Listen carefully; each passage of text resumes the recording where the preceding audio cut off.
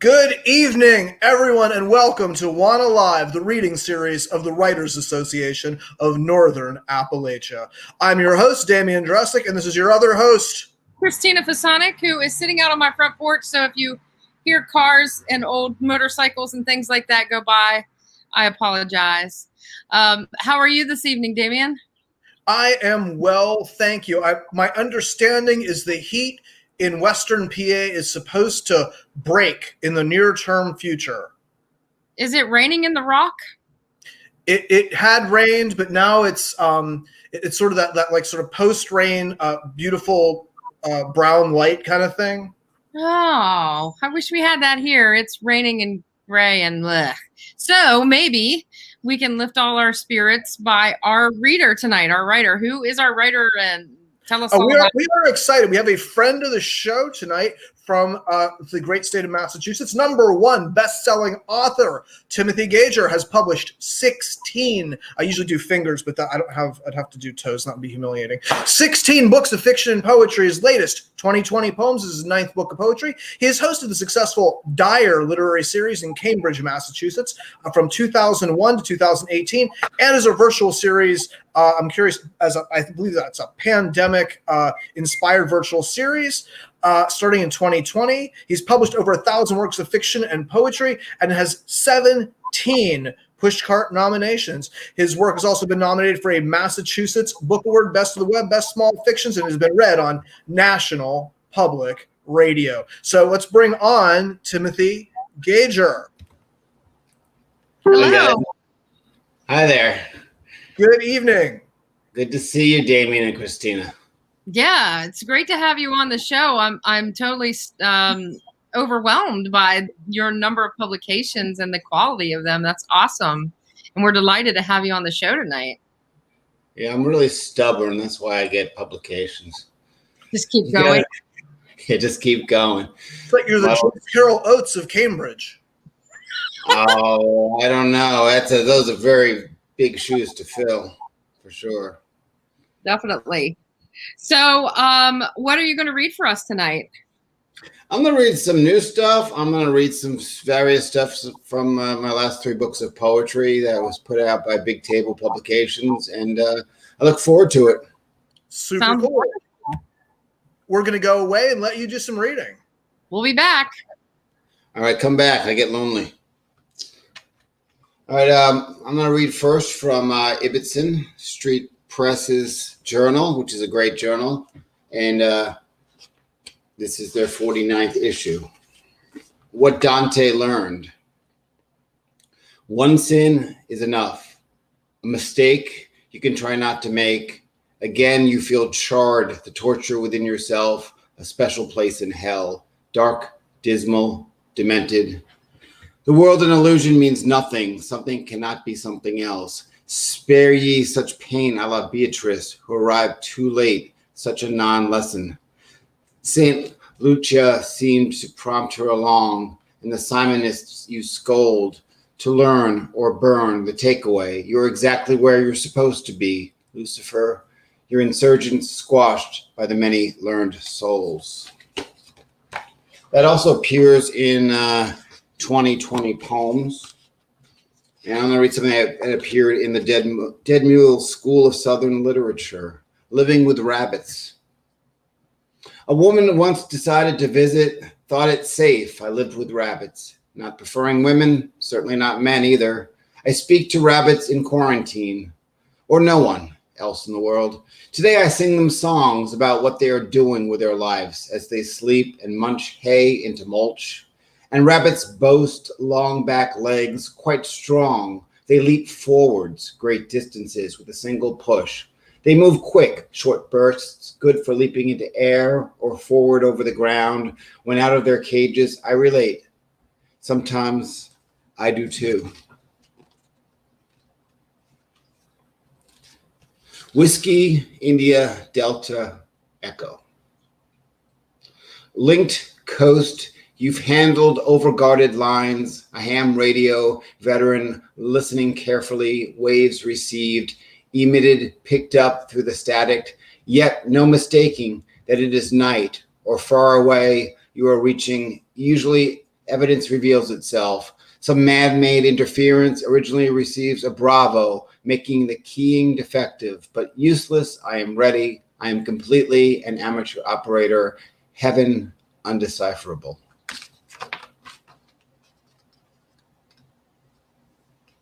Holes. In the end, there are always holes. Why can't anything wrap up neatly? Apparently virtual, never fluxial, washed away rather than formed. Maybe the storm's surge is too strong, turbulent. Note, who was the builder? Who had stayed stagnant and why? The third choice wasn't considered. No need for rosin and lamp black. Once the dust had settled, we would again refuse discussion, while I dreamt of lecturing anyone who will hear on the evidence of the consortium as the sinkhole opened a whirlpool under the place I stood, quick afloat. For 1 second, I raised up my arms.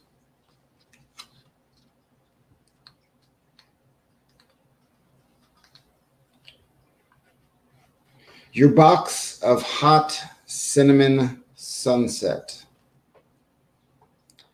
We sipped Harney and Sons tea by a fire, spooned unique and uncommon, like the box said, keep without light, moisture, scent all tightly sealed. Remarkably assertive, the wolf-like flames leapt and snapped.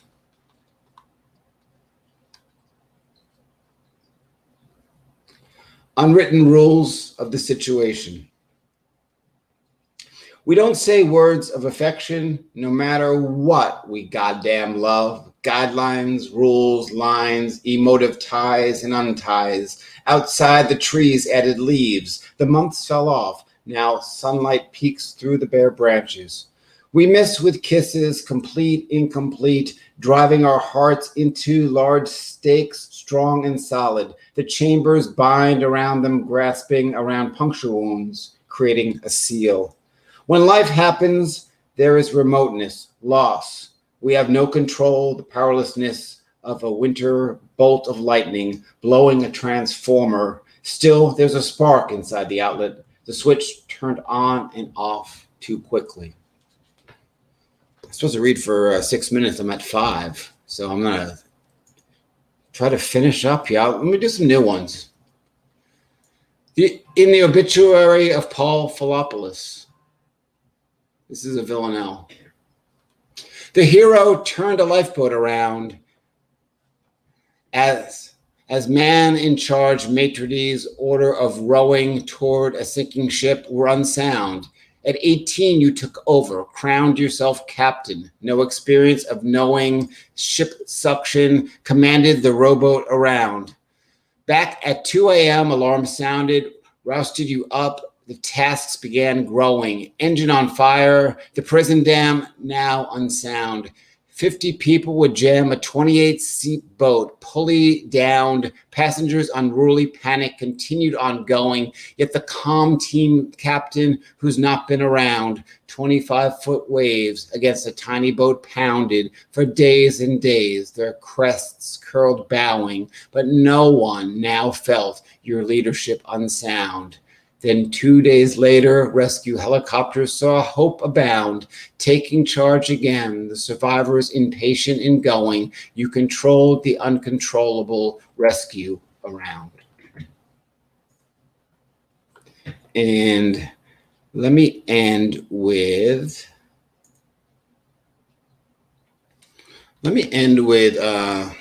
something in Spreading Like Wildflowers. In the dark corner of a theater,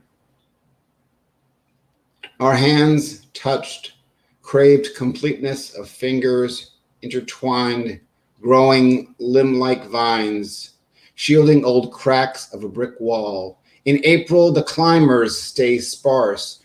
May we forbid nature a minute longer. May we be offered blooms of ivy, so tender the cover, so gentle it grows. So thanks for having me. Awesome. That was fantastic. I love all of these incredibly unique metaphors that you use. I mean, the images and just the way that you just don't expect that that's where it's going until it goes there. I love the idea that a man with rabbits would be considered safe. Um, and I also love the idea of, and it's so true. Why can't anything wrap up neatly? Nothing ever does, no matter what. They were all just absolutely incredible poems. Yeah, thank you. Yeah, in those moments of frustration, that's when it seems like things just don't wrap up neatly. But when things do wrap up neatly, you never notice them. Maybe that's it. Maybe I've never noticed it. Maybe I've always thought that every ending has had a ragged edge.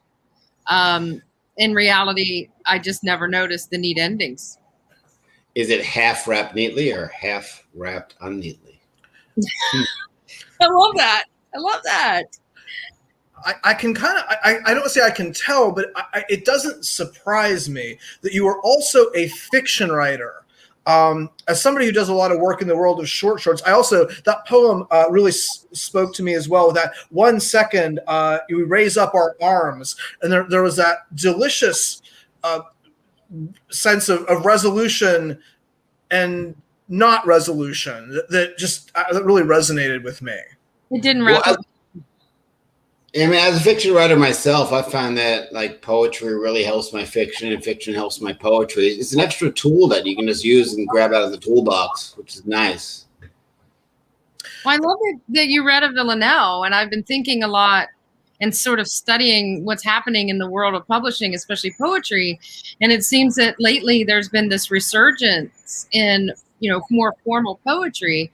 I know there's a couple of journals that have like every issue is a split issue. It's formal, and then the other half is free form. So what do you think of that?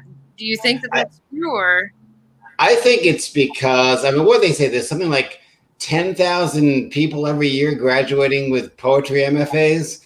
So I think that, basically what all I have to say about that is I just think that there's a lot of really, really fine, learned poets out there looking to publish stuff. I mean, it's definitely competitive out there, and it definitely makes. I mean, for me personally, it makes me want to, raise my game for sure. Definitely. Now, I wanted to ask. So the poem, starting with the callers, do you actually do like a little ham radio thing, or is that kind of you just sort of imagine that? I imagine that. You know what? It convinced me. I mean, hopefully I've written out all of the cliche metaphors. I mean, that's what I try to do, or that's, when I teach workshops, my main thing I preach is say it a different way. Go out there, but as long as you can round it up later on and connect all the ends. I mean, that's really a good way to be. But just the using that whole ham radio and Morse code and things like that as a metaphor. It's like, how do we communicate in the quarantine? Like 2020, like now that things are kind of settling down and over, I hate to go back and relive 2020, but nearly every poem in this book was written in 2020, and it was published January 2021. So it was kind of an ode to what was going on last year, which is, for me, it was kind of cool to like produce in 2020. Well, it makes you wonder if someday that people will be teaching classes on COVID lit. Oh, I'd be surprised if they weren't. A whole seminar on literature of COVID, because there are many volumes out there already. They're always looking for new courses and creative courses. I'm sure in next year in some MFA programs or college courses, there will be literature of COVID. I can guarantee you that one. Yeah, it'll be interesting. Any university wants to pick up this book for, it's, always use the money in 2021. We lost money in 2020. We need money in 2021. That's the way it works. Well, thank you so much for being on the show. This was really fantastic, enjoyable, and a lot to think about. Yeah, thanks for coming on, Tim. We loved your work. Oh, thank you for having me. And your show is great. I love it. It's like a nice quick hit of a poet and a writer. It's wonderful. You guys do a great job. Thank you. Thanks. All right, everybody. Well, thanks a lot. Please tune in next. Before we go, okay, we have to remind everybody. Oh, you're right. The Writers Association of Northern Appalachia, us, that our annual conference is in September 10th through the 12th at Ogilvy Park in Wheeling, West Virginia. Registration is open. We have about 25 presenters, 2 keynote speakers, an exhibit hall with amazing books, a couple of writing contests that'll be done on site, and we are super excited about it.